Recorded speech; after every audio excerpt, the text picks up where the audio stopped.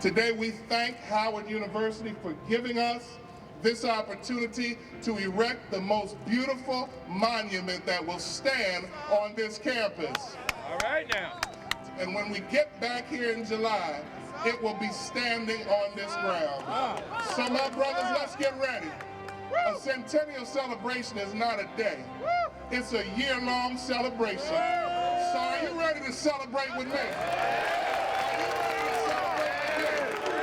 From time to time, oh Sigma, one of the day. On January 9th, 2014, on the campus of Howard University, a groundbreaking event is taking place.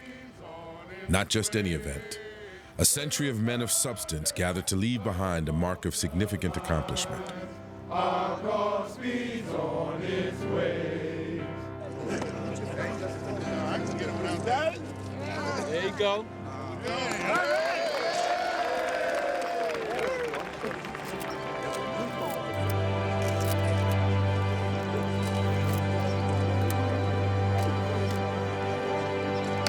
All right, go.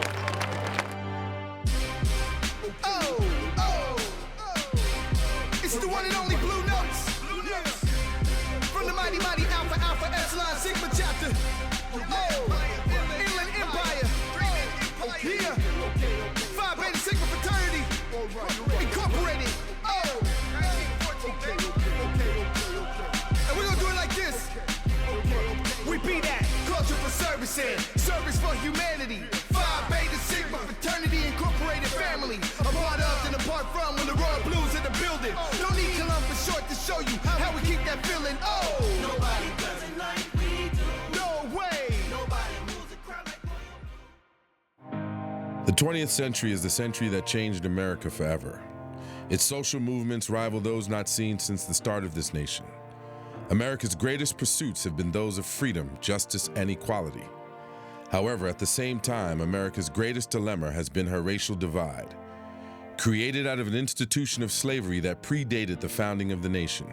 The 42nd President of the United States, William Jefferson Clinton, held a national discussion on race and was quoted saying, "The divide of race has been America's constant curse." Overcoming separate but equal would prove to be the 20th century's greatest battle. In any city or town, you'd find segregated public spaces, public transportation, schools and separate colleges. It was commonplace. Appearing from this racial divide, separate social organizations, the most prominent of which were the traditions of black fraternities and sororities. Fraternities and sororities were born out of the tradition of social classism. The social elite were college-educated and professionally privileged. Excluded from this tradition and the privileges of predominantly white colleges and universities, the Black Greek system emerged as a form of support to matriculate in highly discriminate higher education and professional environments. Known for being elitist and exclusionary, black fraternities developed a reputation for separating themselves from the most common dilemmas of the black masses. But there was one organization that chose to build its legacy by defining black culture and advancing progress within the battle for racial equality, Phi Beta Sigma. The organizations at the time of our founding were very exclusive organizations, which made it impossible for many men of talent to become members because they were very picky about many things, complexion, for instance, family history, wealth. And our founders decided that that wasn't important in our society in 1914, just as it's not important today. In the forefront of every social movement, the men of Phi Beta Sigma fraternity produced some of the century's greatest minds and most prominent cultural leaders.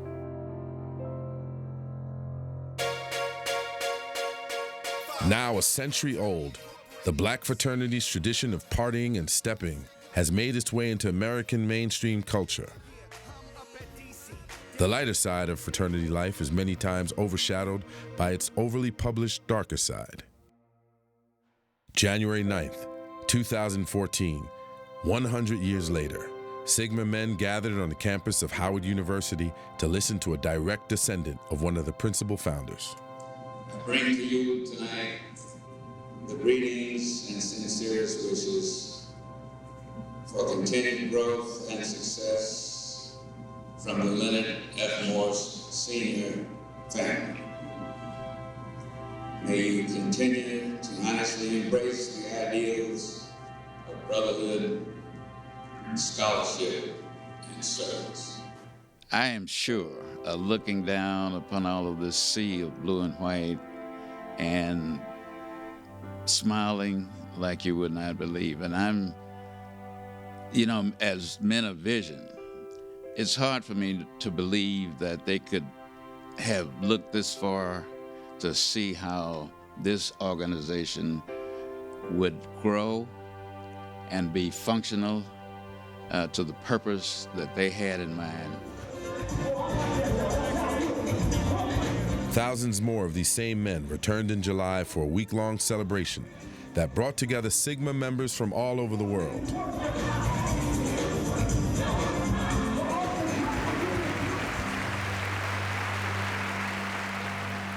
What do you say about an organization that has achieved 100 years of brotherhood, scholarship, and service?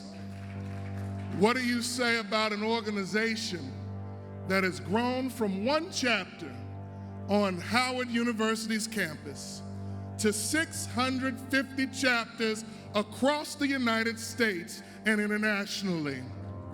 What do you say about an organization of brotherhood, scholarship, and service that has birthed A. Langston Taylor, Charles I. Brown, and Leonard F. Morris, A. Philip Randolph, James Foreman, Hosea Williams, Jerry Rice, Emmett Smith, and yes, Flex Alexander?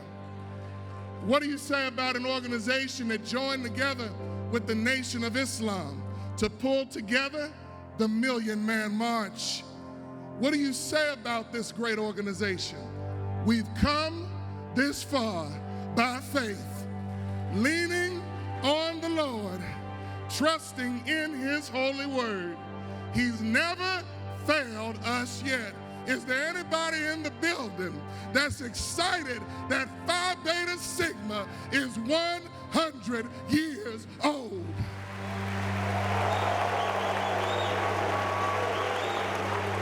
Culture for service and service for humanity was more than just a phrase used by the founders. It redefines the significance of the Black fraternity. We have produced, since our founding, some of the most outstanding people in America. When you think of hunger, you think of Hosea Williams, a Sigma man. When you think of the Freedom Rides, you think of Farmer, a Sigma man. When you think of a song that has endured, you think of a Sigma man, James Weldon Johnson. When you think of the poor white farmer in the South who was able to survive by crop rotation and many inventions, you think of George Washington Carver. You think of John Lewis, who almost gave his life on more than one occasion for civil rights. We have paid our dues internationally. We're the Fraternity of Kings, Ezekiel, we've had Talbot, we've had Nkrumah. So when you look at Phi Beta Sigma, you look at the real giants in our fraternity. We've had all of the great leaders of the world, and we're proud of that. You have a tremendous history, a tremendous legacy, and it's not all antiquated. A lot of it is stuff that's happening today. They opened the doors for men who had like minds of education, community service, engagement, that we were going to be the alternative fraternity, that we opened our doors to everybody that met the academic requirements, or we felt that would add value to the communities and the campuses when we started chapters. They were so relevant when They said, you know, we need to have culture and then take that culture and serve. And that's what we're doing. Culture for service and service for humanity. And it all began here. Howard University, considered the Black Harvard, was chartered by Congress on March 2, 1867. Named after Union soldier Oliver Otis Howard, a war hero who also became the university's first president, Howard University was the premier institution of higher learning for Negroes in the area of education and theology. America's social climate took a significant political shift that ended Reconstruction in 1877. Within 20 years, the nation witnessed the re-entrenchment of a formal race caste system legalized by the landmark 1896 case, Plessy versus Ferguson. Legalized segregation, or separate but equal, was now the law of the land, and our nation's capital, Washington, D.C., embraced the cultural legalization of Jim Crow. By the turn of the 20th century, Howard University represented the place where African Americans sent their children with the hope that a college education would lift them into a society where racial equality was achievable. There were no social or professional networks for Black college students. The university resisted social fraternities in its first 40 years, but finally relented in 1910, publicly announcing that it would allow fraternities on campus. In less than 3 years, 2 fraternities would appear on campus. There was one fraternity that garnered significant attention from both the student body population and the administration. It would be called Phi Beta Sigma Fraternity. Walking on the campus the fall of 1910 was a freshman, a little older than most just beginning college, but no less determined to make a difference. His name was Abram Langston Taylor. Taylor clearly understood going to college was a privilege for a selected few, and he took full advantage of the opportunity before him. Langston was born in 1890 in Summerville, Tennessee, a small town about 49 miles outside of Memphis. His family were farmers. At 6, his childhood hero was Frederick Douglass, a freedom fighter who saw agitation as the only viable hope to save Black equality. The summer before entering Howard, Taylor ran into a young man at Bumpus grocery store in Memphis. He was a recent graduate of the university and gave Taylor an insight on campus life. He warned him of some of the social dilemmas. And from that conversation came the dream of Phi Beta Sigma Fraternity Incorporated. Think about this for a moment. You have a vision that ends up being a 100-year reality. Surprisingly, it was not the highly segregated Washington, D.C., but from a campus culture that segregated itself according to skin tone. It was then that Taylor decided to start his own fraternity that focused on the service rather than pedigree. And so what you see now, 100 years later, is an organization that is diverse culturally. You see an organization that can speak to the nation with a voice of many. They were much older students in the early days, and they knew that as easily as an organization could be started, it could end. And they were very smart, because once they had their original members, they went out and got the most influential men on campus that were in the administration to become members of the organization. They understood that we might not be able to survive on our own. And once they had those key administrators, they knew that they had a foothold at Howard University.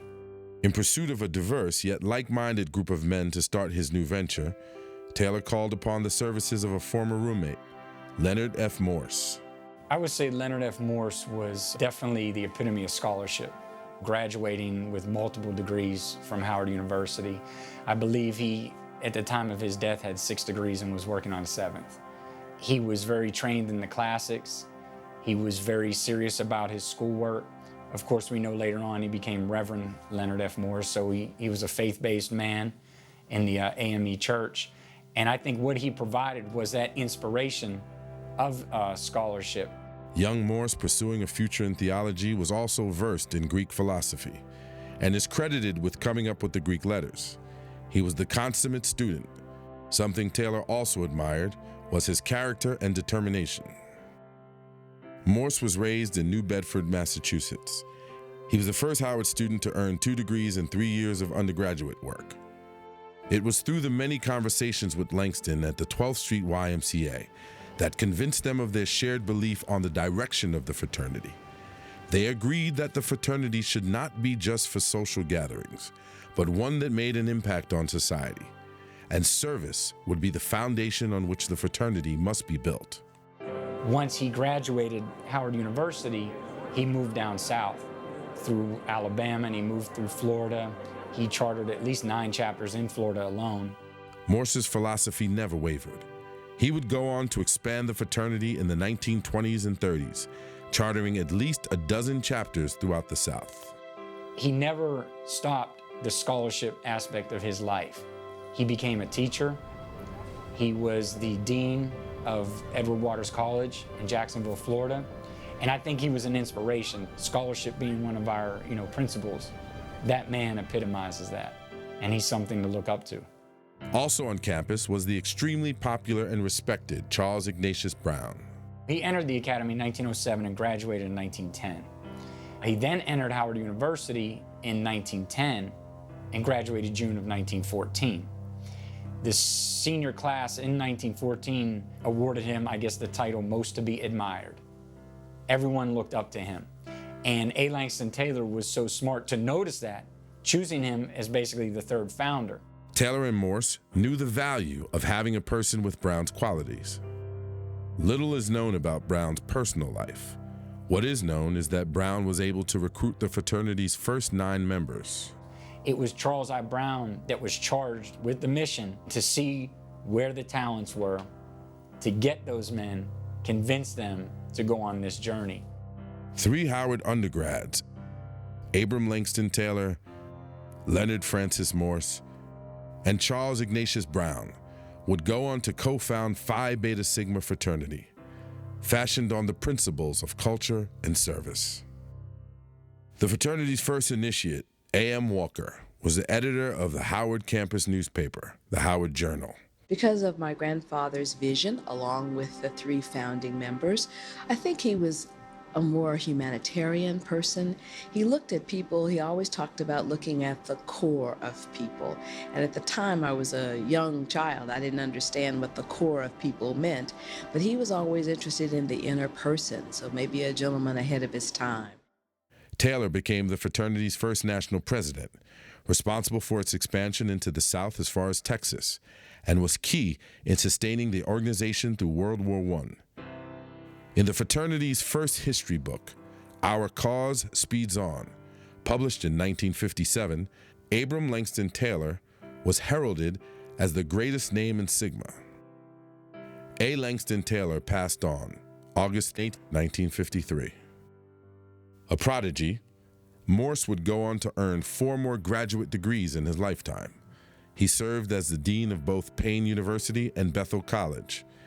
He was the longest-serving active member in the fraternity's first 50 years, until his death in 1961.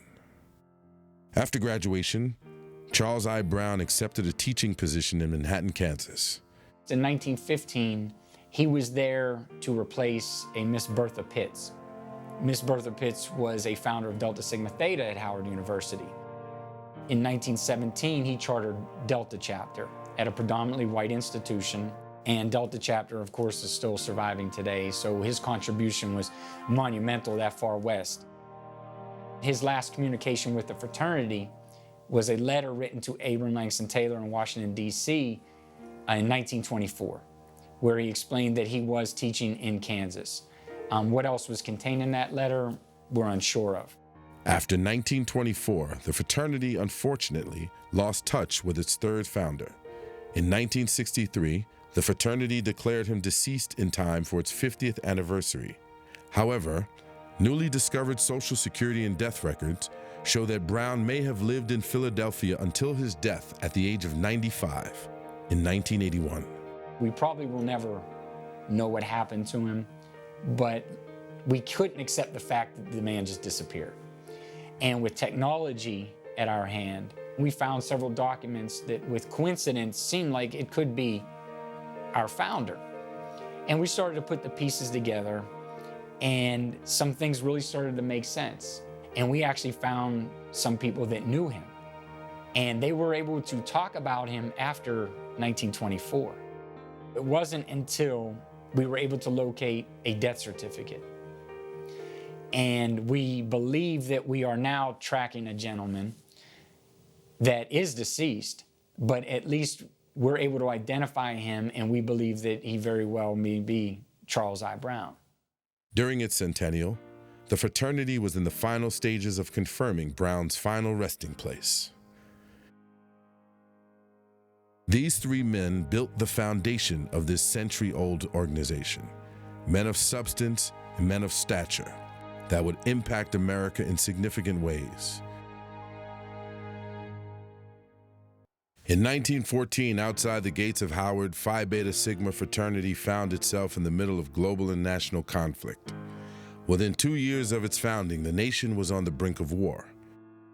The country was more racially divided than ever since the end of slavery, and now separate but equal de jure segregation had taken hold, and race again was at the forefront of the nation's conscience. It took Congress to pass a bill to allow black men the right to register for the Selective Service Act in 1916. Despite the objection of Southern segregationists, black men were allowed to enter the draft in June of 1917. In the midst of all the segregation and hardship experienced by black men at the time, of the 2.8 million servicemen in World War I, nearly 300,000 black men joined the military. Blacks made up 9.6% of the enlisted men. However, they were maintained in thoroughly segregated regiments. The college men of Howard University wanted more. If they enlisted, they wanted to become commissioned officers and leaders. The U.S. Department of War wasn't certain black men had the intellectual fitness or the testable fortitude to make first-rate officers. Howard University faculty and students initiated an effort to force the War Department to provide officer training for Negroes and to persuade black men to volunteer for officer training to dispel any myths around blacks being competent enough to serve as officers in the U.S. Armed Forces. The officer enlistment effort would be headed by Howard University professor and Phi Beta Sigma member Thomas Montgomery Gregory. By the war's end on November 11, 1918, 600 black men had become commissioned as officers. After fighting for their country, black troops returned home to a highly racialized nation. They faced racial conflict fueled out of the post-war competition for jobs. Race riots broke out in 38 cities across the country in 1919.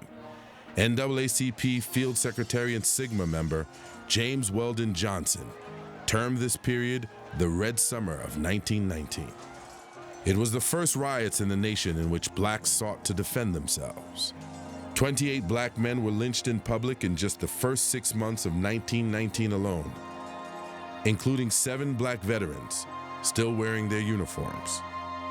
The race riots of 1919 spawned the first great migration of the 20th century, as more than 500,000 blacks migrated from the South to the North to avoid racial violence as race riots continued through 1923.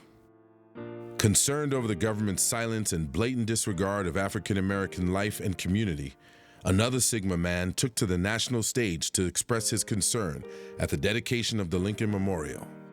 Dr. Robert Russa Moton, the second president of the nation's leading agricultural college, Tuskegee Institute, was selected to deliver a keynote speech at the memorial's dedication. Moton was the only black to speak on the roster of the national dignitaries that afternoon, which included the last living son of Abraham Lincoln, Robert Todd Lincoln. Concerned that Dr. Moton would speak on the nation's racial upheaval, former President of the United States, Howard Taft, requested an advance copy of his speech and deleted the most controversial passages. President Warren Harding spoke after Moton's speech to deflect his emphasis on racial equality. Meanwhile, African Americans were forced to listen to Moton's speech behind a rope marked Colored Section. NAACP membership grew from less than 20 branches to over 200 branches from 1916 to 1920. The same year, Sigma man James Weldon Johnson was appointed the organization's first black executive secretary. Johnson believed that racial equality could be achieved through the promotion of the great intellect and creativity through art and literature. Another Phi Beta Sigma member, noted scholars and Howard University philosophy professor Elaine Leroy Locke, provided the intellectual force to a global cultural movement to promote humanity of blacks in America. This 1920s arts movement represented the first time whites throughout the nation and the world became acquainted with the lives of blacks in America. Locke, the first black Rhodes Scholar, termed it the New Negro Movement. History would forever refer to this decade-long movement as the Harlem Renaissance. The 1930s brought new challenges to black America, as a decade-long Great Depression brought economic deprivation upon the entire nation. Faced with deep poverty and entrenched racism of the times, members of Phi Beta Sigma played prominent roles in lifting the voice of the African American.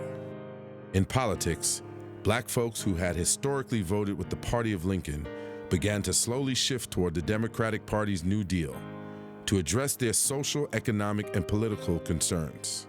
Phi Beta Sigma President Arthur W. Mitchell was at the forefront of this political shift, becoming the first black Democrat elected to Congress in the 20th century, representing the 1st District of Illinois in 1934. Mitchell's tenure in Congress was full of the challenges of the times, which included him being escorted off of a train in Arkansas for sitting in the car reserved for whites. It was against Jim Crow law, even for a black congressman.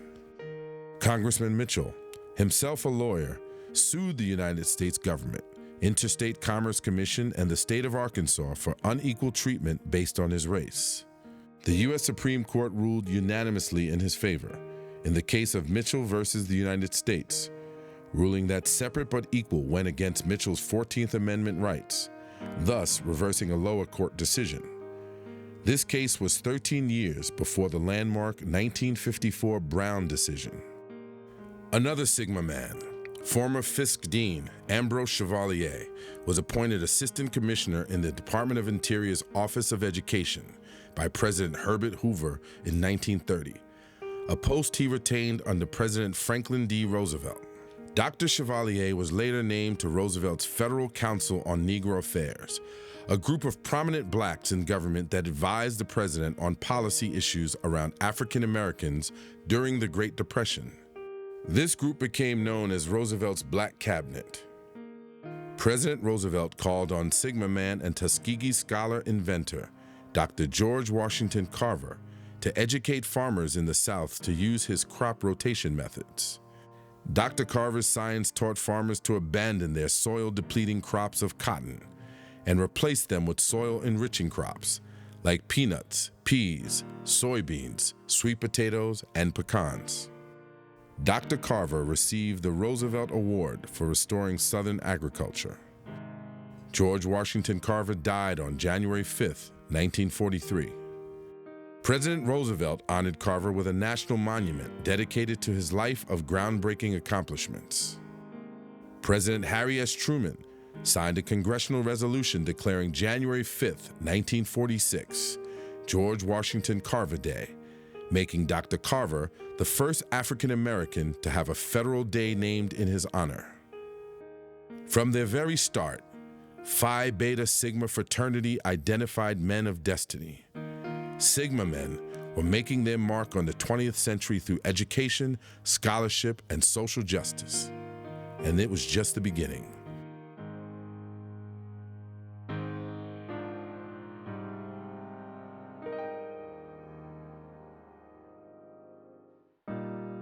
In 2014, the Sigma Centennial was in full rollout to acknowledge those members who helped change America. The presence of honor guards at its events was a prideful reminder of the Sigmas that fought in every war since the fraternity's foundings, but none more significant than the war against fascism in World War II. Every able-bodied man aged 18 to 64 was required to register for the draft. 10 million were inducted, the largest force in our nation's history. Despite high enlistment rates by black men, the U.S. military was still highly discriminatory and was slow to enlist them. Black men served in segregated regiments and were not initially allowed into battle. While democracy was at stake, so was the dignity of black men, giving their lives for their country. And Phi Beta Sigma Fraternity was there to advocate for blacks in the military to receive equal rights. After the bombing of Pearl Harbor in 1941, America entered the war. The Pittsburgh Courier waged a national campaign to highlight the racism faced by the more than 125,000 enlisted black soldiers fighting for American democracy. The initiative was entitled the Double V Campaign: Victory Against Fascism Abroad and Victory Against Racism at Home. Sigma members showed their support for the Double V campaign as hundreds of its members served during the war by canceling their national conventions in 1942 and 1943. Desegregation in the armed forces was never achieved during World War II, but the outstanding valor demonstrated by black men, including the Tuskegee Airmen, convinced President Harry Truman to issue Executive Order 9981. While in the midst of a close presidential re-election bid, ending segregation in the military, blacks and whites served side by side. Phi Beta Sigma Fraternity grew significantly during the 1950s and 60s. Fueled by the increasing dissatisfaction with the nation's growing racial inequality, a new generation joined the equality battle. The forces of discontent came to a head with the U.S. Supreme Court's landmark decision, Brown versus the Board of Education, May 17, 1954, and the Brown 2, with all deliberate speed decision, May 31, 1955, brought forth the 10-year massive resistance movement to reject the Brown decision and the nation's move toward racial reconciliation and desegregation of society.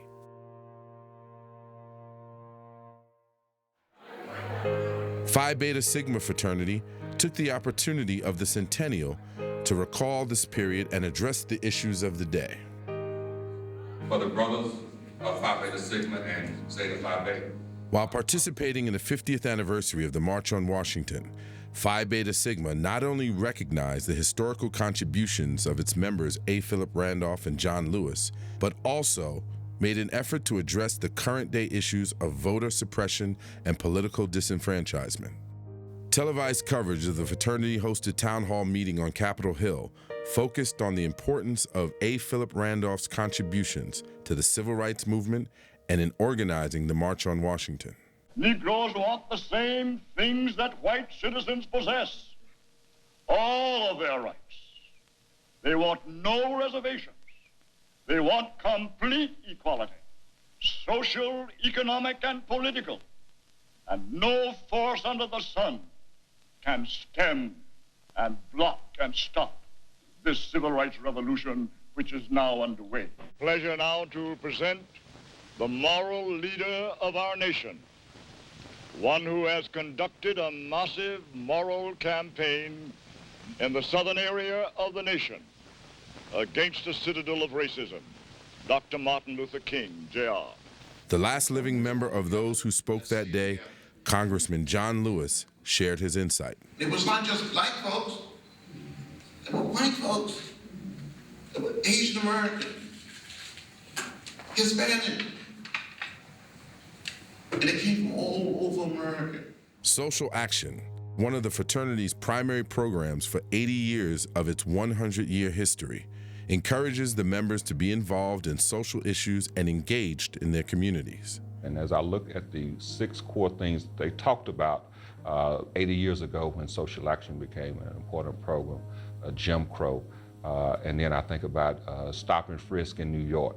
Many of those issues still exist. When I think about bringing our community together, we still have a tremendous lack of fellowship within our community. When you think about the health disparities and you look at what people are saying about the Affordable Care Act, so many of those same issues exist in a different form now. The 50th anniversary of the March on Washington was organized by a coalition of national organizations. The convener was Sigma brother and head of the National Action Network, the Reverend Al Sharpton. Sigma members and their families bussed to Washington, D.C. from all over the country to participate in the march. Being here with the brotherhood that I've come to join, I just feel a great air of importance and dignity being here. After breakfast, they listened to two legends of the civil rights movement, Congressman John Lewis and the Reverend C.T. Vivian, as they described their experiences in the movement.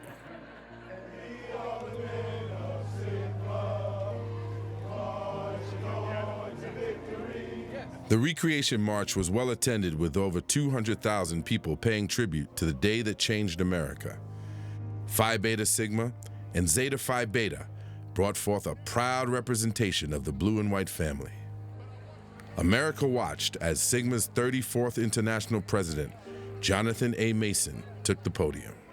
I need to let you know that there's some interest owed, and so we march. When the Supreme Court can dismantle the Voting Rights Act right in front of our very eyes, I need to let you know that there's some interest owed, and so we march. When our young people take each other out in cities all across this land, I need to let you know that there's some interest owed, and so we march.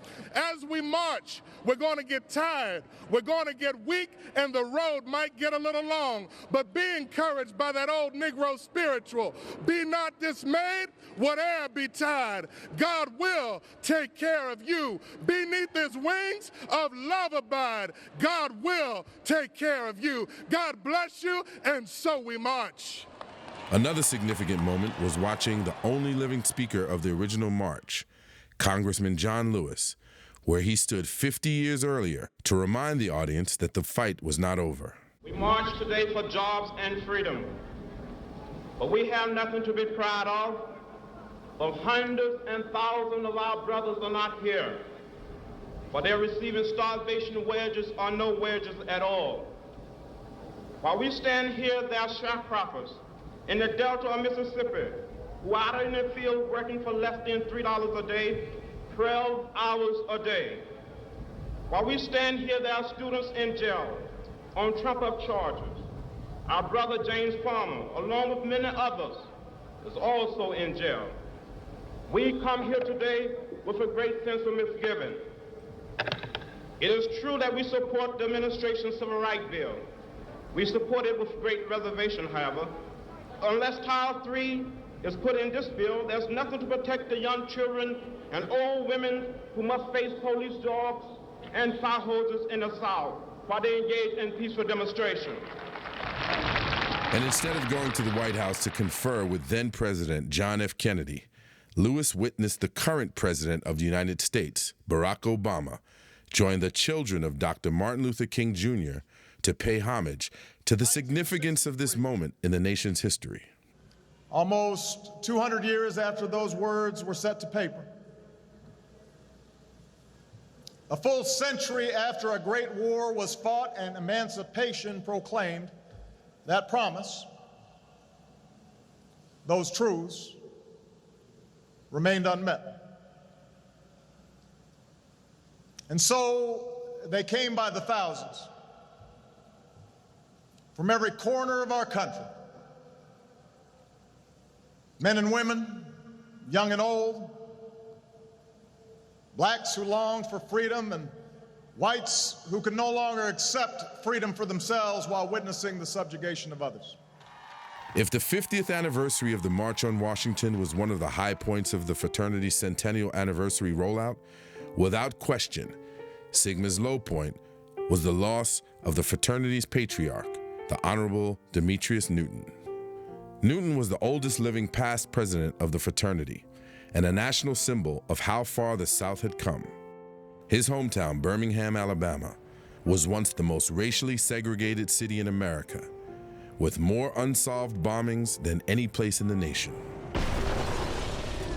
Called Bombingham by the workers in the movement, Birmingham will forever be known as the turning point of the movement and the site of an event that shocked the nation, the bombing of the 16th Street Baptist Church that took the lives of 4 little girls.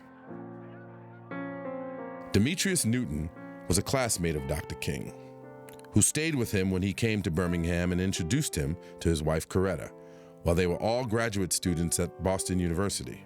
When you think of the March on Washington, everybody think of Dr. King, and he was a personal friend of mine. But we have to remember that the real giant that organized that was a Sigma man, A. Philip Randolph. During the height of the civil rights movement in Birmingham, Newton was one of the few black attorneys in the South to take on civil rights cases, representing both Dr. King and Miss Rosa Parks when they were arrested. Newton turned his attention to politics, serving as the city attorney of the city of Birmingham before being elected to the Alabama state legislature, where he spent the last 27 years of his life, including a 12-year stint as the first African-American president pro tem of the Alabama State House. Because he lived, schools in Alabama were integrated. Because he lived, icons like Rosa Parks and Dr. Martin Luther King were defended. Because Demetrius C. Newton lived, Alabama had its first black speaker pro tem of the House of A truly respected man. As evidenced at his passing, his life was a reflection of the progress that had occurred in the South. Hundreds came out to pay their respect, including his fraternity brothers from all around the country.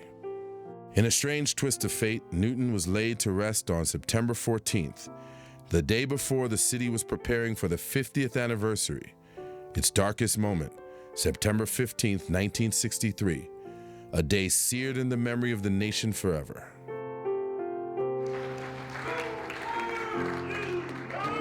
It was time for the fraternity to move forward on with the finalizing of its plans for the Centennial celebration. With a leadership transition taking place and one of its youngest presidents now leading the organization, there was trepidation at the fraternity's fall board meeting as the Centennial loomed just 4 months away. I wrote the chapter and asked them for the permission to appoint Brother Peter Adams to fill his vacancy. I received back the majority of the chapter acknowledging that appointment, Brother Adams. Brother Stanley, we're not going to act as if we didn't have this conversation. I've asked you verbally and by email to have an election of the DSC, a fair and equitable election. And when that election is completed, I've told you that I will honor the decision of the Distinguished Service Chapter. With the fraternity's senior and wisest sage now silent, a battle ensued as to how he would be replaced on the fraternity's general board. Generational politics faced off. Mr. President, I don't want to be disrespectful. The agenda has been approved. The President has indicated that he's about to make his presentation. Now I'm going to respectfully ask you to have a seat. I would ask to be heard as a point of personal privilege. Your personal privilege is on the subject has already been ruled. It has not, my personal privilege has not been heard. One of the things that I believe holds organizations back is an inability to pivot, an inability to move in a new direction, an inability to embrace new vision. We become mired in the vestiges of tradition. I respect tradition. Tradition didn't elect me. It was the brotherhood who wanted a new direction. With a temporary solution in place, the board now focused on planning the logistics of its Centennial rollout. Meanwhile, the long weekend of planning concluded with a reception attended by the Mayor of Philadelphia, the Honorable Michael Nutter, and the honorary chairman of the Centennial celebration, activist Mr. Malik Yoba. Lastly, the fraternity unveiled the Centennial edition of its international organ, the Crescent. The Centennial General Board had now put together a rollout plan for the ages. Let the Centennial celebration begin.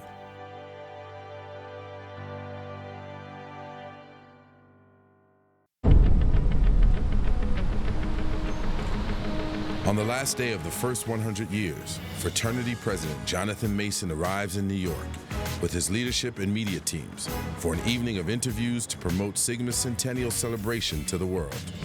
Finally tonight, happy 100th birthday to Phi Beta Sigma, one of the nation's top black fraternities. It's truly an exciting day for us. It's our birthday, our 100th birthday, and the seed that our founders planted on the campus of Howard University on January 9th, 1914 is still bearing sweet fruit today. Here's what a lot of people don't know. These organizations were founded at the same time as the Urban League, the NAACP, and other civil rights organizations, and they were founded for the very purpose of social justice, equal rights, and freedom for all people. So that's what we've been doing for 100 years. Our motto says it: culture for service and service for humanity. We have a very, very special guest in studio tonight, and we want to welcome him. He is the Reverend Jonathan Mason, the president of Phi Beta Sigma Fraternity Incorporated, one of our oldest and finest black fraternities here in the country. And they are celebrating Founders Day and a lot of great things. October 16, 1995 was the Million Man March, and the Sigmas put themselves on the line. The Sigmas allowed us to have our national headquarters for the Million Man March in the Sigma headquarters on Kennedy Street Northwest in Washington, D.C. The Million Man March was still very controversial at the time, but the Sigmas were there for us, and I will never forget that. None of us will. Jonathan Mason, congratulations. Happy anniversary, man. Mark, it is good to see you. I want to thank you for giving us an opportunity to be on the program tonight. And man, we are going to have a gala. This gala is going to take place in 7 cities across the country, but D.C. is the home base. And what we decided in our celebration was that we were going to honor those who fought for our freedoms. As the leadership was retiring for the big day tomorrow, for the members, the night had just begun. When the clock struck midnight, the celebration began. Phi Beta Sigma Fraternity Incorporated was now 100 years old. Over 1,000 members gathered at Howard University to bring in the new century.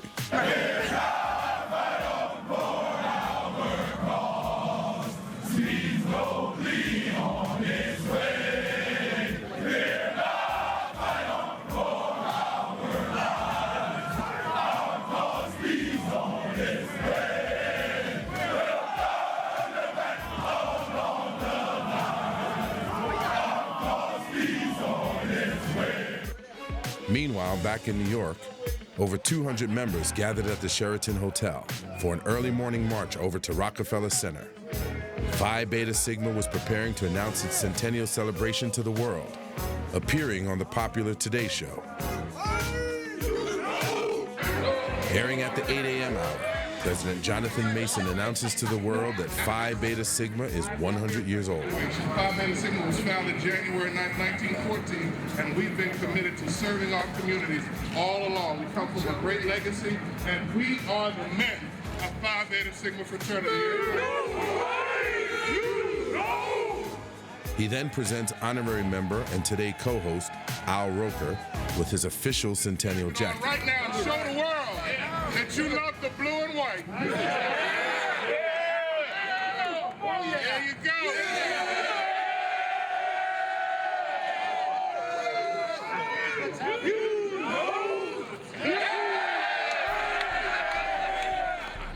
The leadership team then makes their way to Penn Station for the pilgrimage to Sigma's birthplace, Washington, D.C.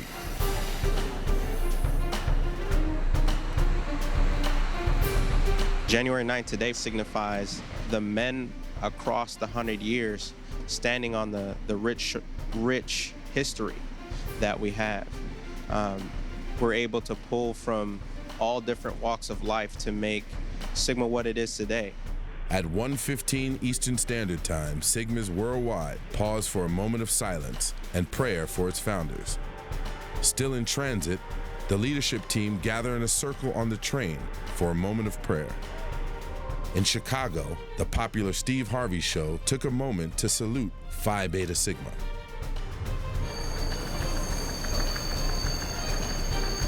Upon arriving at Union Station, it was directly to Howard University for a day of Centennial activities.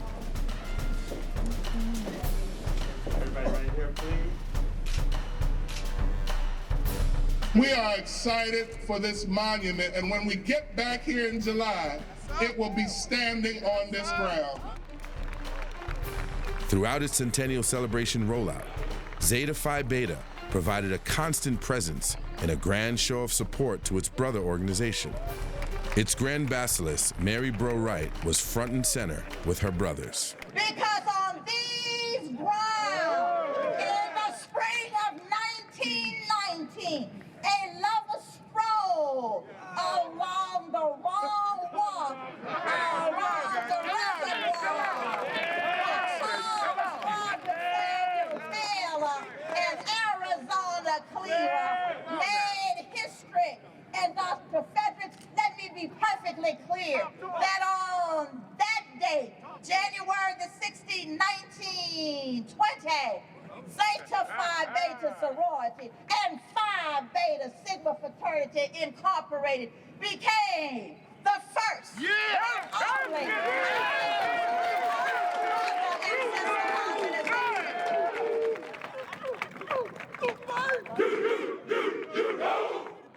Later that evening, the members returned to Howard to reminisce over the past 100 years with the son of one of its founders.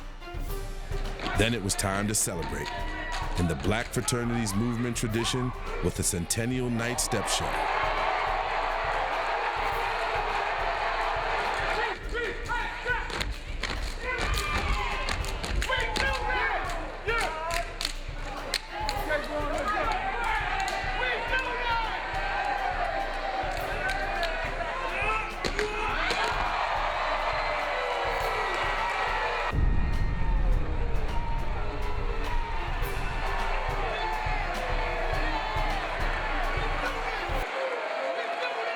Over 1,000 brothers here on Wednesday night just lit something in me that made me truly realize how much history is here and how much we truly overlook it as Alpha Chapter. And I'm just grateful to be in this position. This experience of 100 years, it's even made more special for me because I'm Benjamin Clinton Gaither III, and my son, Benjamin Clinton Gaither IV, just went over an intake a month ago, and he's here celebrating 100 years of Phi Beta Sigma Fraternity. So I couldn't be happy. The next night, the time had come to celebrate the past, a century of accomplishment, with those that made the last 100 years worth living. With a grand gala that covered 7 regions and 7 cities simultaneously, Phi Beta Sigma threw itself a Centennial birthday bash like no other. This is our Centennial. I am so glad to be a part of the Centennial. I was in Washington, D.C. at 12 o'clock midnight on Howard's campus when they made their circle and sang the fraternity hymn. There were over 1,000 brothers there. For another 100 years, I think Sigma will continue to do the work that has made us so significant in the communities, and I look forward to be a part of it as long as the good Lord will allow.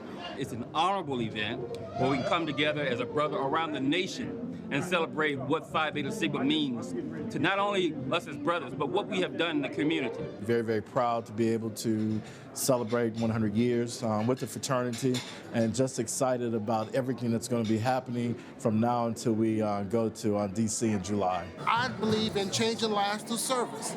And that service, we got that service from Brother A. Langston Taylor, because that's what he believed that every Sigma man should do. And it's all about inclusion. You know, we love and embrace everyone. That's about business, brotherhood, service, and education is the premise for everything. So I'm happy. It's very important for the collegiate voice to be heard within the fraternity. And I'm glad that Phi Beta Sigma has that outlet for us, where we can tell them, what we need, what's going on now, so they're not out of touch, because they're dinosaurs. So I'm just glad to be here. It feels amazing. We sit back and we were wondering when our time was going to get here. Now it's here, and we're overly excited about it. I've been in Sigma 46 years, and I've held a leadership role ever since I've been in fraternity, from my collegiate days up until being vice president twice, elected twice. Sigma has brought friendships into my life and that go way beyond our college years or anything. People that I'm still in touch with today that have brought about changes in my life that helped me in tremendous ways. Even greater opportunities to serve our community, to nurture our youth, and to preserve the tenets of our motto of culture for service and service for humanity through brotherhood, scholarship, and service. Our work is still in progress. We've come a long way. We have a long way to go. And I would also like to reflect on those who are not with us tonight, who would have loved to have been here to see this organization celebrate 100 years. With all of the challenges our society face, I think we will be equipped to meet some of the challenges of this country as well as the world. It's been a blessing, you know. Some of my mentors, they go back many years. Brother Huey P. Newton, who was our Dean of Pledges when we first started pledging. I cannot give back enough to the fraternity that is given to me. Back in Washington, D.C., the honorees for the evening arrived on the blue carpet. That could be called nothing less than an evening of legends.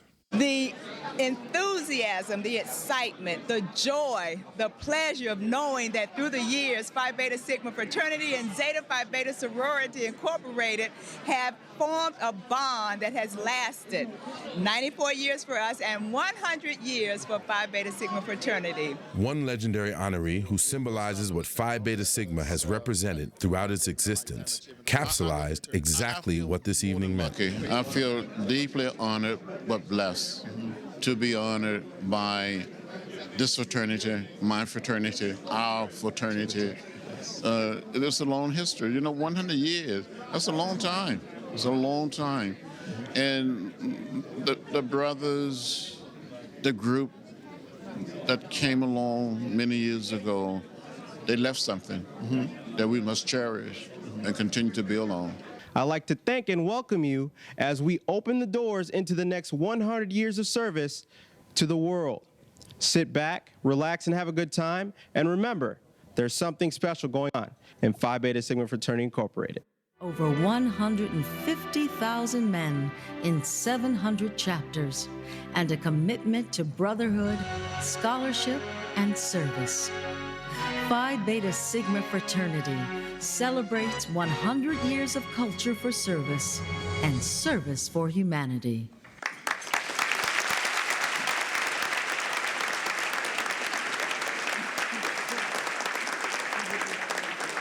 Wow.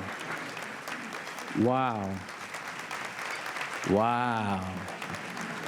Yeah. Wow. If we can just take one more time. Just give, yeah, wow. Hold on 3. 1, 2, 3. Wow. Another legendary figure of the 20th century, Harry Belafonte, bestowed us the honor of his presence as he delivered a searing keynote and accepted his honorary membership into what the founders called this wondrous band.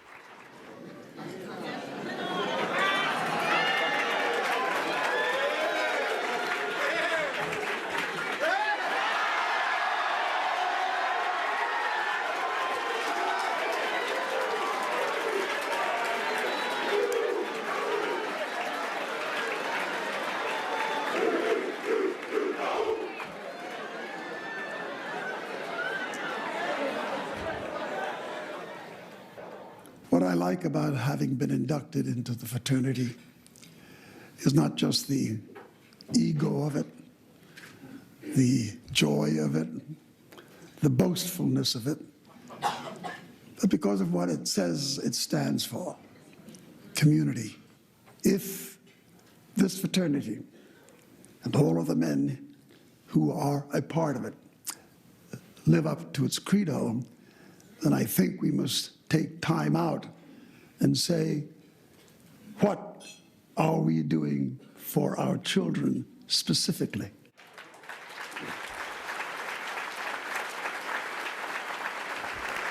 The evening concluded with a stirring charge from Brother John Lewis and Sarah Grand, Mary Bro Wright. And when people said nothing have changed, all of these many years later, so come and walk in my shoes. I met Rosa Parks when I was 17. The next year, I met Martin Luther King Jr. when I was 18. And I haven't looked back, and I'm not going to look back. I'm going to continue to look forward. We still have work to do.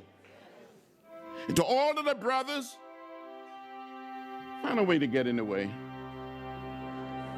Find a way to get in trouble. Some good trouble, necessary trouble. When I was growing up, my mother, my father, my grandparents, my great-grandparents told me, don't get in trouble. That's the way it is. But Martin Luther King Jr., Rosa Parks, Reverend Abernathy, Harry, you inspired me to get in trouble. You're responsible.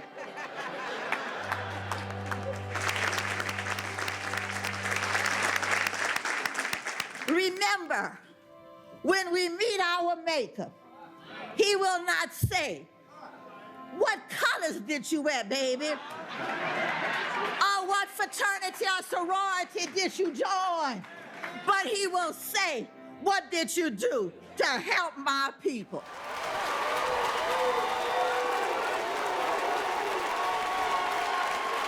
We're gonna let the spirit move in this place. The spirit of the founders was in the house, and the charges were so jarring, the ballroom caught fire and the room shook with the Sigma Holy Ghost as the brothers chanted.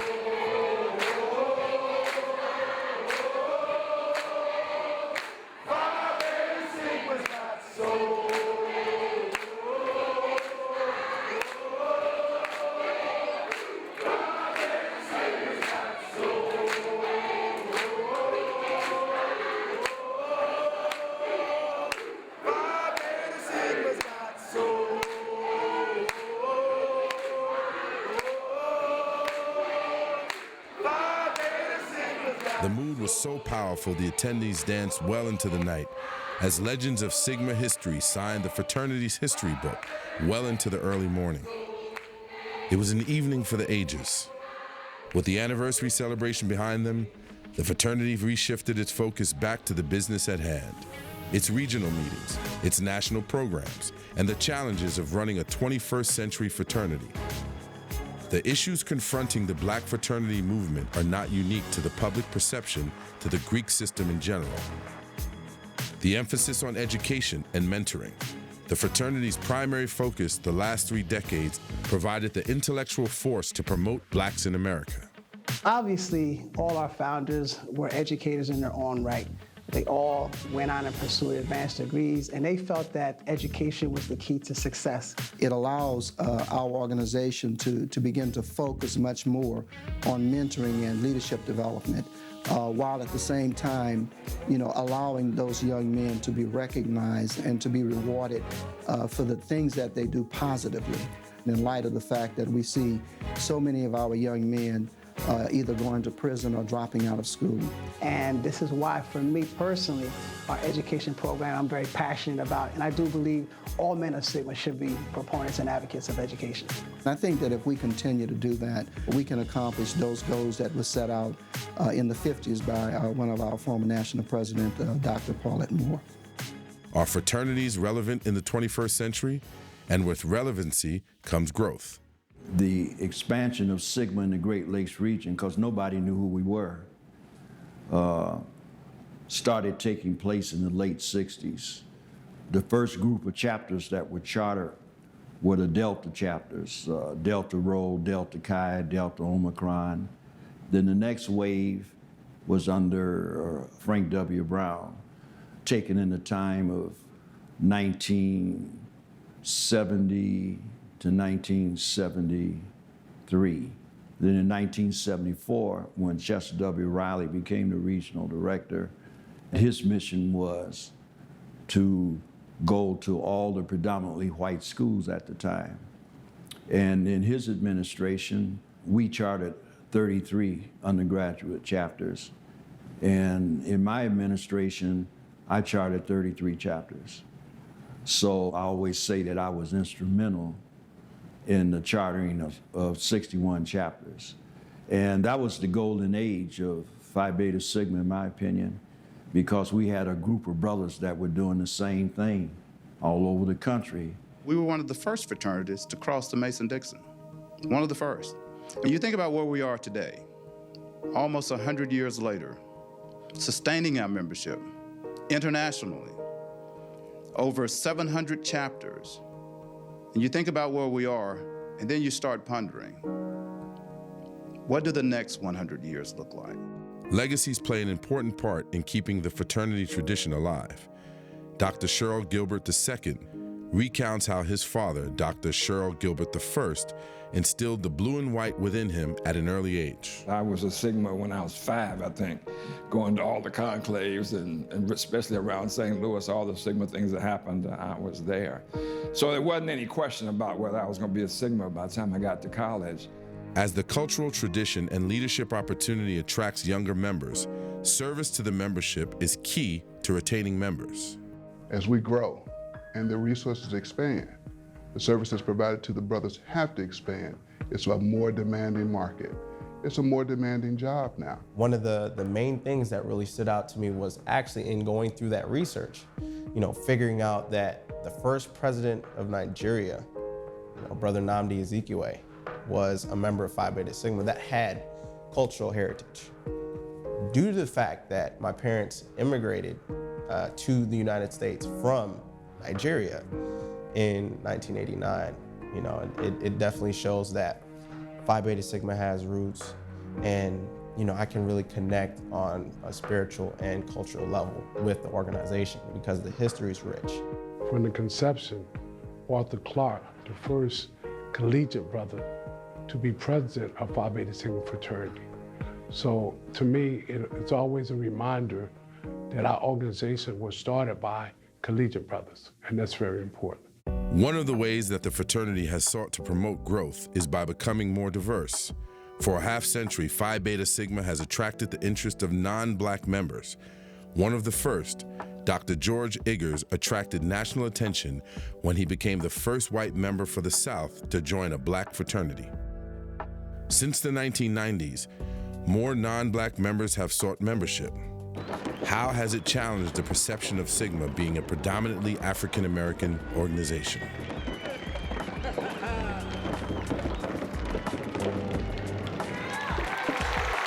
When I joined the Beta Club, it exposed me to a whole new world, gave me strong mentors. I saw the brotherhood. I traveled to regional conferences. And at the regional conference in 1991 for the Western region, I met Brother Carter Womack, who was the current president. And he pulled me aside and told me, if you want to join this organization, we accept all races in the brotherhood. And I knew that day I was going to be a Sigma. I didn't know Black fraternities even existed until I saw School Days. And just in my experience, primarily between 1986 and 1993 is when I guess you could say the big boom happened, to where you started seeing chapters that were very diverse. And it wasn't just white members, it was Asian, it was Latino, just every culture you can think of. What attracted me to Phi Beta Sigma was the fact that it was the only fraternity on campus that talked about community service and benefiting others other than themselves. Every other fraternity was kind of the same story, partying and all that kind of stuff, and it just something that it wasn't really interested to me. But when I ran into a Sigma, there was only one on our campus.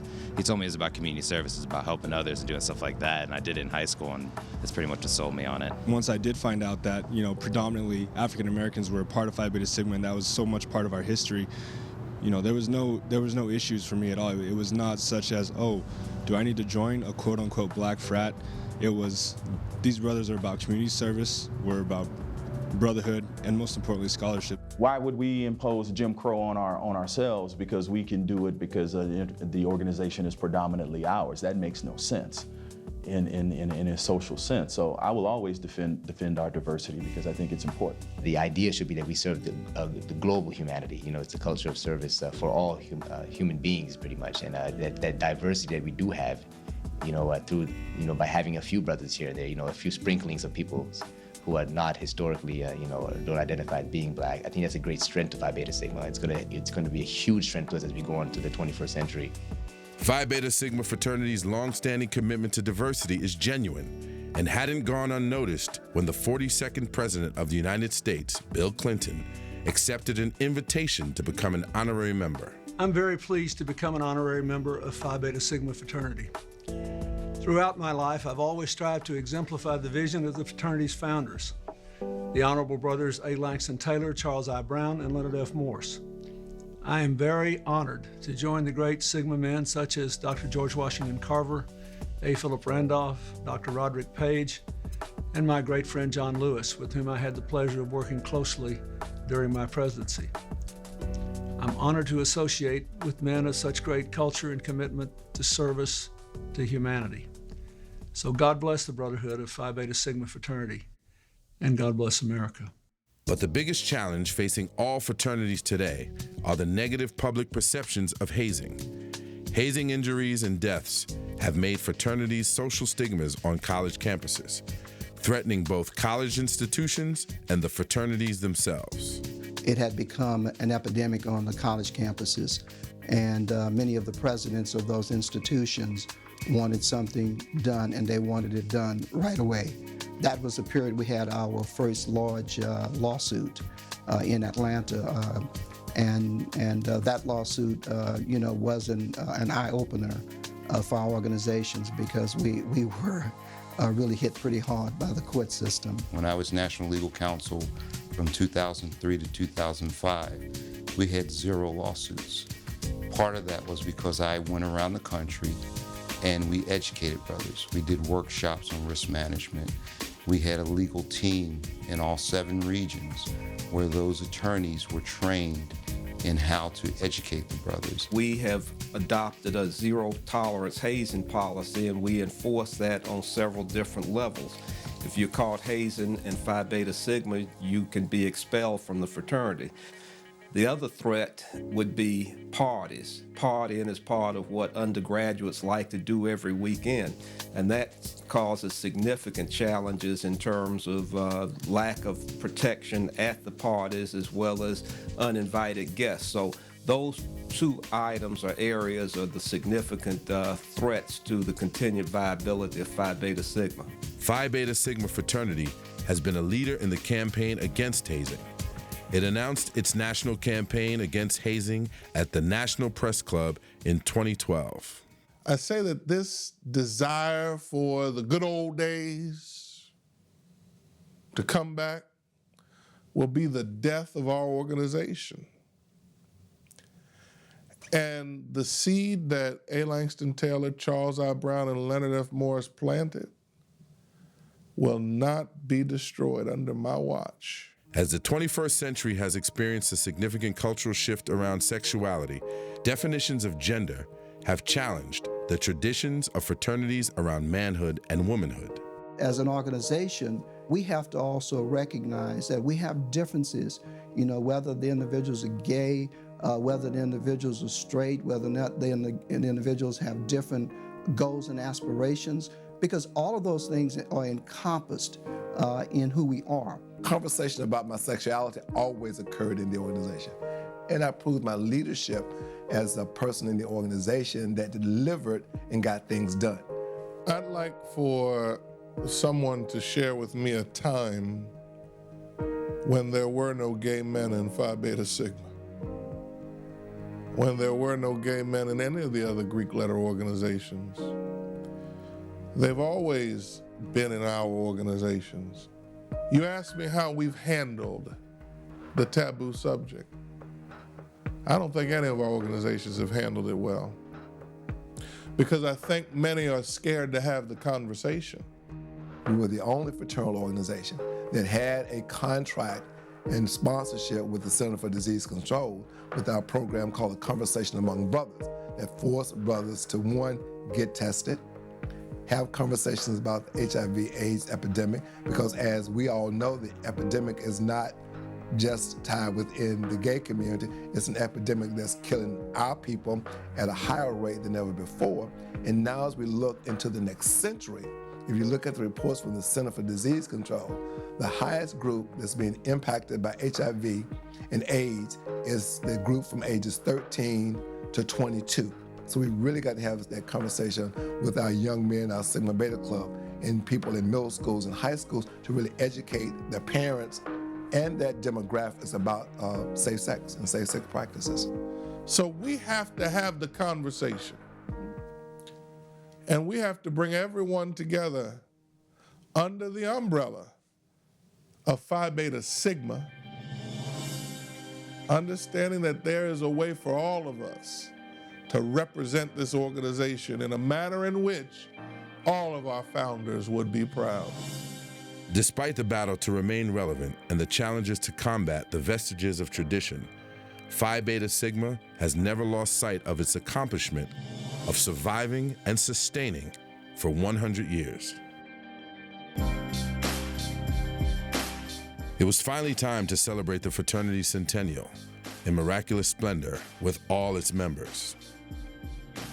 Phi Beta Sigma said goodbye to its first century and in grand fashion said, welcome to its second 100 years. If you're here to celebrate 100 years, somebody make some noise! Put your hands together for me like this. Oh, you look good out there. Come on, if you're here to celebrate, clap your hands with us. Oh! Is he at? To come.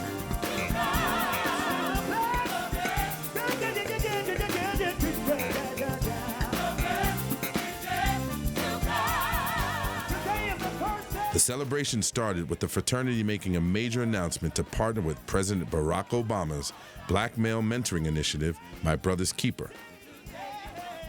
Hello, Phi Beta Sigma, and congratulations on 100 outstanding years. Back in 1914, this fraternity was founded right here in Washington, D.C. Since then, the world has changed in ways your founders could have never imagined. But I know they'd be proud to see the brothers of Phi Beta Sigma and the sisters of Zeta Phi Beta making a difference in their communities. And I especially want to thank you for committing your support to My Brother's Keeper initiative and all that you do to give our youth, including young men of color, the support, guidance, and mentorship they need to achieve a fair shot at success. I know that you'll never stop working to create a culture for service and service for humanity. Congratulations again on reaching this remarkable milestone. Isn't that awesome, our president? That is awesome. And I'm so proud to be a part of Phi Beta Sigma Fraternity Incorporated. We are truly blessed to be in the presence of living history. There are no words to describe the depths of the contributions this next brother has made to our nation and the progress of American culture.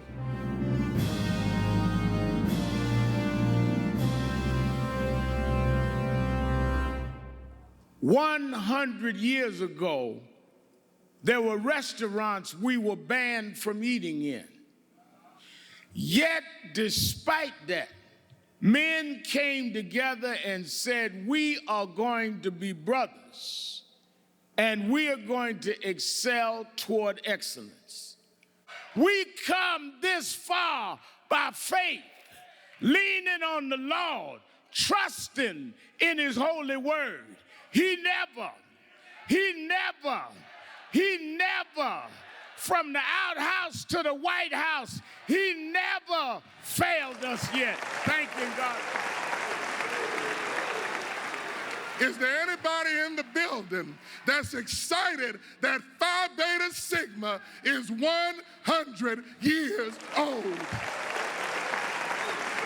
Ladies and gentlemen, please stand on your feet and welcome to the stage, Evangelist Pastor Shirley Caesar.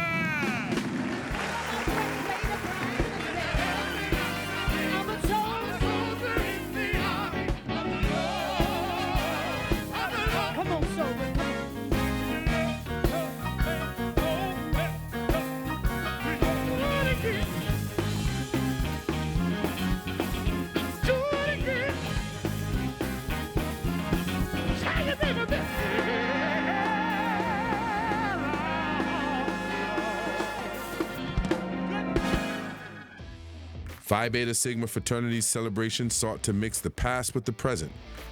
The second day was kicked off celebrating the history of the fraternity with its business-to-business networking breakfast, an initiative of the Bigger and Better Business Program, the fraternity's oldest such program. Founded in 1924 to promote support of black business in the segregation era, and has evolved as a continuing advocacy for entrepreneurship and corporate professional growth among its members. Really the key to survival for any race, any individual, is a strong economic, financial system The founders envisioned that the fraternity become a strong support arm and advocate for its members and its community to be strong financial citizens. Centennial leadership was meeting to assess the first day's logistics and how to improve their membership's experience. It was not without its critique, as the past president sought to counsel their young Centennial president. There was tension in the room, centered around how to make Centennial experience the best ever for its members. I meant what I said last night about the spoke in the wheel.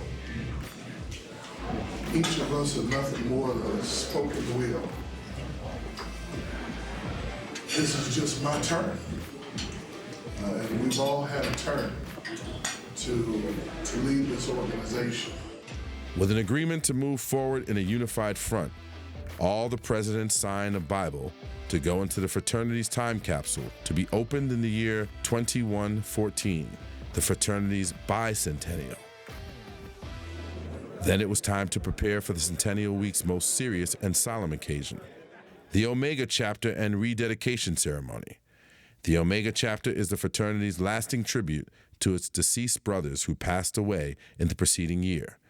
On this occasion, it is a fitting tribute to the men whose lives transitioned in the preceding century. To demonstrate not only their commitment, or reaffirming their commitment to this organization, because this is a critical point. It's a turning point in our fraternal lives.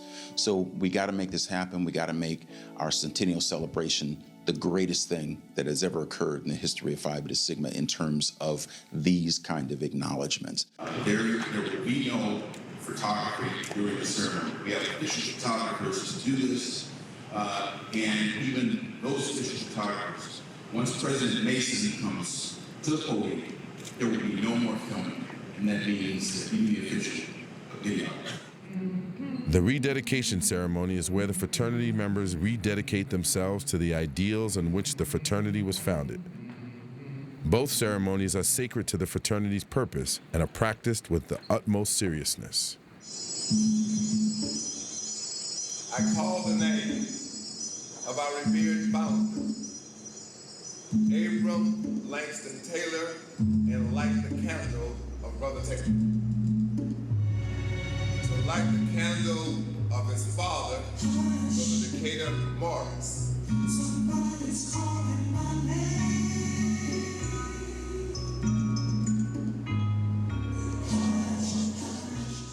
Perfect submission, all is at rest. I and my Savior am happy and blessed. Watching and waiting, looking above. Once the members were rededicated and re-inspired for the next century, it was off to the fraternity's international headquarters for the grand opening of the Sigma History Museum. The opening featured historical documents donated by the living wives of deceased Sigma International presidents, including the previously unseen Westbury collection, a continual collection of Sigma documents that include conclave programs and Crescent magazines. I'm just real thrilled about this because we want to make sure that Sigma lives on, and this is one good way to do it and show the work that the past presidents and all the other Sigma men who have done to put this together. This is fantastic. The Westbury collection is probably the most comprehensive collection of magazines that we have been able to locate, and Brother Westbury had a significant amount of things that he donated to Brother Sylvester Davis in hopes that we would keep them and share them with the fraternity. Nearly 1,000 Centennial celebrants attended the opening. Sigma members of the second 100 years will now be able to view the history of the men whose shoulders they now stand. The museum will go down as the Centennial celebration's living testament to a century of accomplishment. Sigma Museum. Back at the Centennial Host Hotel, it was all about the brotherhood.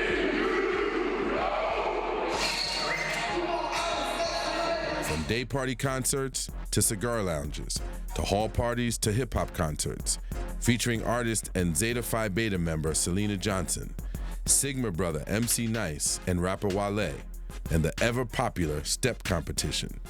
This aspect of fraternity life was definitely not ignored. The highlight was the last performance of the fraternity's Unknown Step Team, winners of the BET 2002 inaugural National Step Competition. Even the fraternity's president found time to party with the brothers.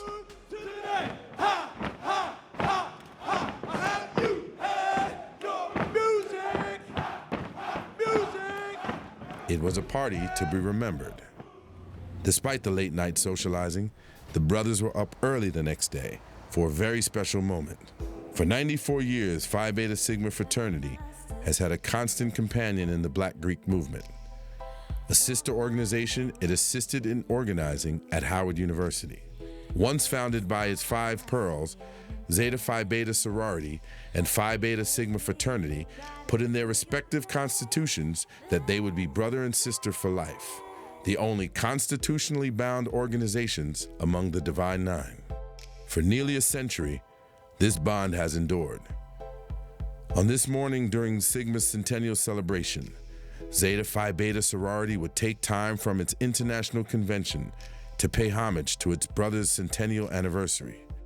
Zeta Phi Beta sorority hosted a rededication ceremony, a public acknowledgement to its enduring bond of its special ties in Greekdom. It was a beautiful ceremony that was last performed at Zeta Phi Beta's 75th anniversary in 1995. It was a fitting tribute to its lasting bond. Then it was back on the buses for the Sigmas as they prepared to pay tribute to the historical living legends.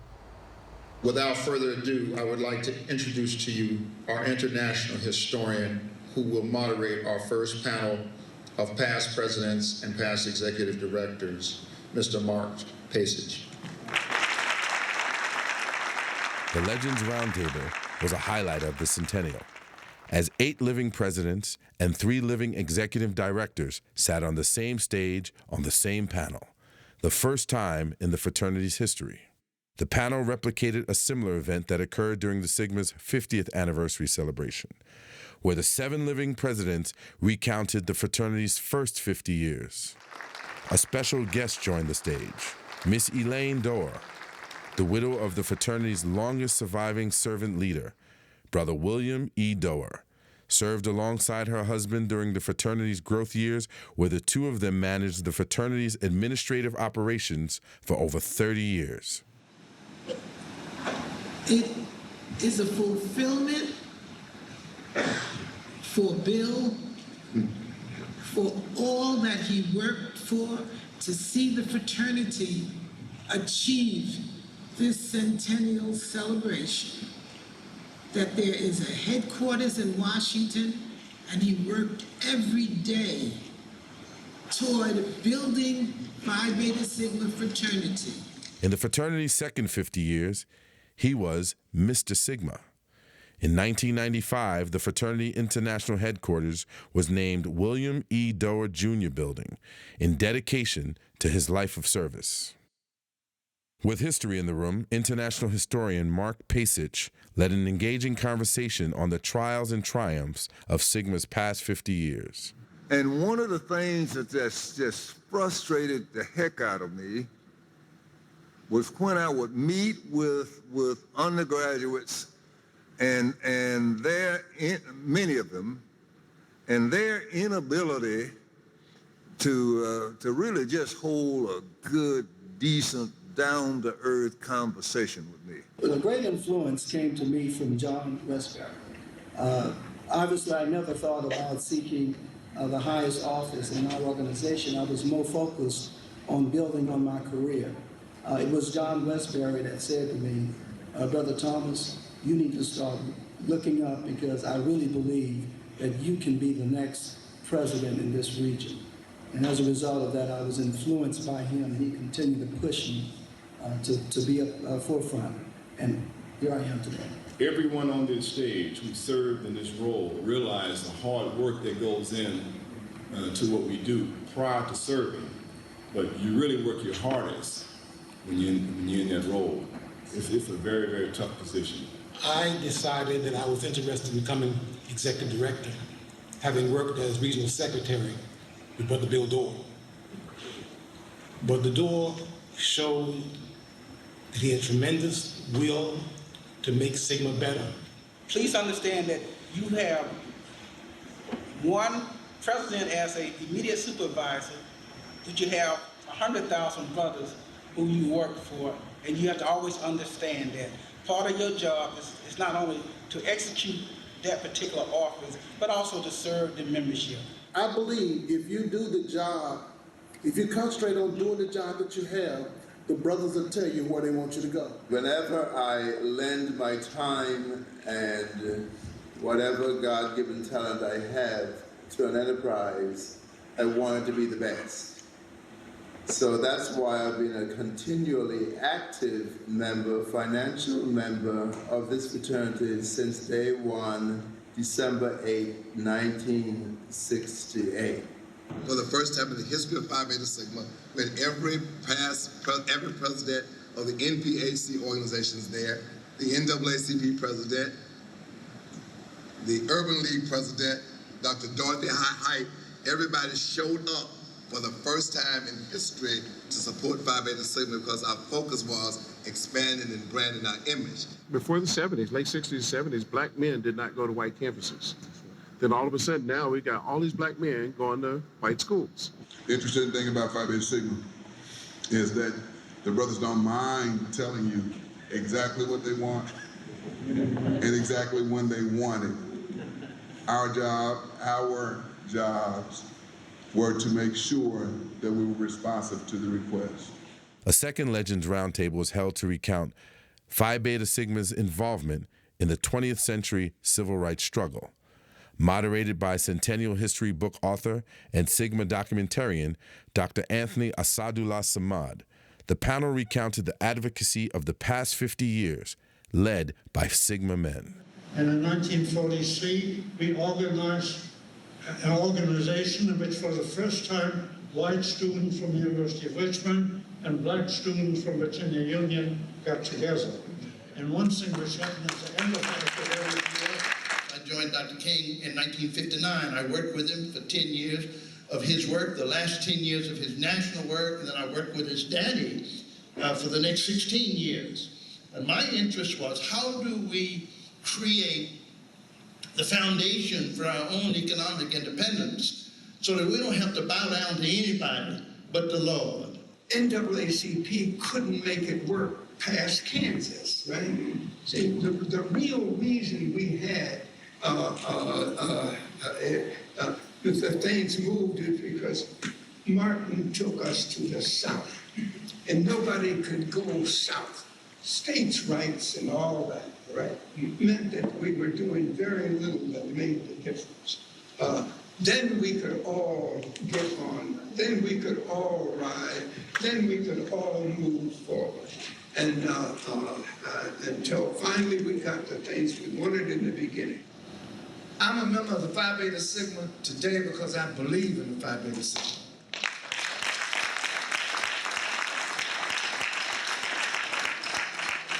When the Honorable Mr. Louis Farrakhan called for the Million Man March, and so when I heard the minister call for the march, I just didn't hear a man speaking. I heard God speaking through that man. There was only one fraternity that stood up and said, Ben, you need a place to organize the Million Man March. We not only give you the office, we give you the whole national headquarters of the Phi Beta Sigma. If it had not been for the Phi Beta Sigma, there would not have been a successful Million Man March. The most intriguing presentation was by Black Panther Party co-founder Bobby Seale, sharing his reflection of America's most radical protest movement with his comrade and Sigma brother, Dr. Huey P. Newton. This was not no fly-by-night organization, bro. We were avid researchers. We knew what we was doing. When we went out there to patrol and observe those police was going strictly by the law. We knew every gun law there was. Huey researched everything. And I give Huey credit because he really designed the patrols. Me, I designed the Black Panther Party as a whole. From a very early age, with my association with people who were politically inclined, the first group was a Black nationalist group. I was at the age of about 16 or 17. They sort of guided me into an awareness of the plight of Black people in America and people of color all over the world. And from that age on, I've been involved with political movements. And that, of course, I've experienced racism. Just being Black here in America, one will necessarily experience exploitation and be affected by racism. I started to handle the question and strive for a solution to it. And when the cop walked up and we had all these people out on the sidewalk looking at, some sister had seen us walk up, we had our little blue shirts on, etc. We had one sister with us, she had a nice earrings and all this kind of blah, blah, blah. And anyway, we all had guns, they were all legal guns. So when the cop says, you have no right to observe me, this is Huey P. Newton shines more, but Huey says, no. California State Supreme Court ruled in the states that every citizen has a right to stand and observe a police officer carrying out their duty as long as they stand a reasonable distance away. A reasonable distance in that particular room is constantly 8 to 10 feet. I'm standing approximately 20 feet from you and will observe you whether you like it or not. General membership of the Panthers is a point in pointing out to them the pitfalls of the institutions here in America. Eldridge Cleaver, who's the Minister of Information of the party, and Bobby Seale, who's the chairman, and Bobby Hutton, who's the treasurer, were very close to me, are very close. Bobby was just as a brother. We view each other with a great love and a great understanding, and that we try to extend this to the general Black population and also people, oppressed people all over the world. And I think that we differ from some other groups simply because we understand the system better than most groups understand the system. After this exhilarating historical experience, the brothers were fired up over the inspiration of its past legacy. It was now off to another day party, with hip-hop legends Slick Rick and Dougie Fresh. Later that night, hosted by Sigma brother J. Anthony Brown, the legendary Frankie Beverly and Mays rocked the crowd late into the night. The final day of the Centennial celebration was historically laden activities with memorable events that would last a lifetime. The morning featured a legacy breakfast that highlighted Sigma men who had family members that shared the fraternity bond across generations. The event featured the widows of past Sigma presidents, capped with an inspiring keynote by master networker and Sigma member George Frazier. To be a leader in the 21st century, if you are a Black man or a woman about something, to be a leader is to be awake and alert and to be dissatisfied at all times. Then it was time for Sigma to honor its own legacy. The fraternity presented donations to 5 organizations tied to Sigma men and its legacy to service. Miss Cleola Brown served as the keynote speaker. Phi Beta Sigma then gave honor to Howard University as the place of its founding by announcing a $500,000 endowed scholarship. The Eli Lilly Company presented a bust of the fraternity's 3 founders to mark the occasion.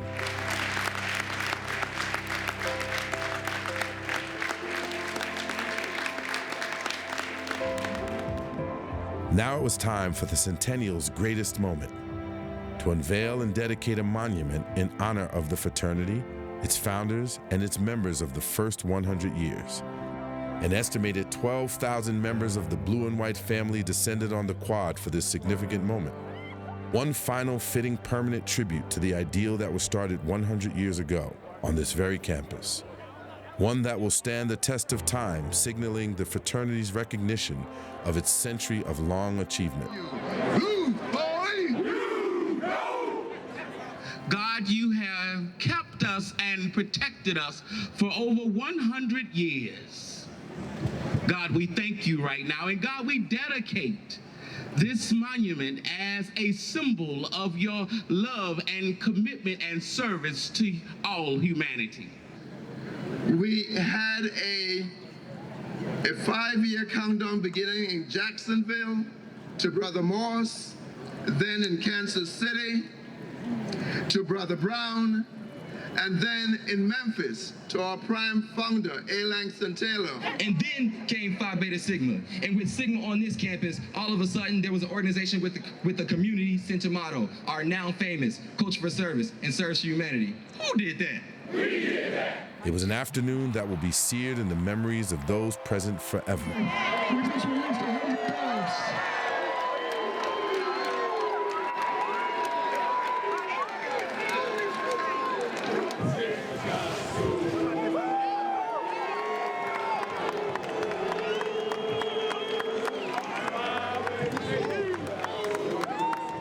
In the glow of its monument dedication, it was back to the hotel to prepare for the culmination event, the Grand Orchid Ball.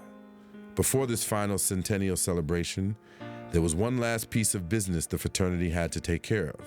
In training leadership for its second century, the Sigma Leadership Academy held its inaugural graduation ceremony for a new generation of fraternity leaders. Now, it was time to truly celebrate. The Orchid Ball is a century-long tradition, held only at conclaves, signaling the close of the fraternity's convention. On this occasion, it signaled the close of a century and the dawning of a new one. Brothers donned their traditional white dinner jackets and lined up far beyond the capacity of the venue. Filled with pride and gratitude, the members of Phi Beta Sigma and their guests filled into the ballroom for one last moment of Centennial fellowship. As a parting tradition, the members locked arms and sang the fraternity's hymn with a vigor that echoed throughout the ages. The spirit of the founders was definitely in the room. The brothers posed with lifelike likenesses of their founders. It was almost as if they were singing themselves. And then we hear from time to time, Sigma, what of the day, will thunder back along the lines, our cause speeds on its way. It started with 3 men who believed they could change the world through brotherhood, scholarship, and service by starting a band of wondrous men, of wise men, of educated men, of conscious men. Could these 3 have imagined what of the day its idea turned a century old? Looking back at the events of the past 100 years and tens of thousands of men later, during America's most progressive yet most turbulent century, it seems that these 3 brothers did just that. An idea that has withstood the test of time. A century of accomplishment, a century of service, moved into its second century with a mission and a cause. On this night, Phi Beta Sigma Fraternity Incorporated caroled in a new century, asking a new generation of accomplished men the same question as those that came before them. Sigma, what of the day?